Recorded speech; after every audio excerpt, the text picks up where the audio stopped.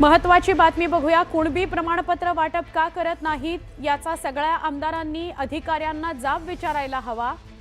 नसता मराठे आमदारांना जाब विचारतील असा थेट इशाराच मराठा आंदोलक मनोज जरांगेंनी दिलाय। मुंबई आंदोलनानंतर राज्य सरकारनं हैदराबाद गॅझेटियर लागू केलं, पण त्याची अंमलबजावणी काही होताना दिसत नाहीये। त्यामुळे जरांगेंनी संताप व्यक्त केला।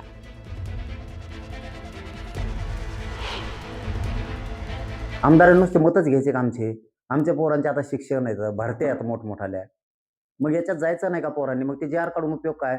आमदार काय करतायत हे त्यांना विनंती केली की तुम्ही आता तरी किमान सगळ्या आमदारांनी महाराष्ट्रातल्या, मराठवाड्यासह महाराष्ट्रातल्या आमदारांनी काय करावं की ज्या नोंदी सापडल्यात ते कुणबी प्रमाणपत्र द्या, त्यांच्या व्हॅलिडिटी द्या, हे सांगितलं पाहिजे।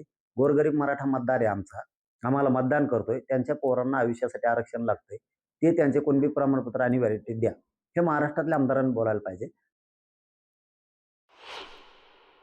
तुटवडा गॅस पासून सगळ्याच विषयाचा व्हायला लागला, पेट्रोल डिझेल पासून सगळ्याच शेतकरी खूप संकटातून चाललाय, हे तर खरंच आहे।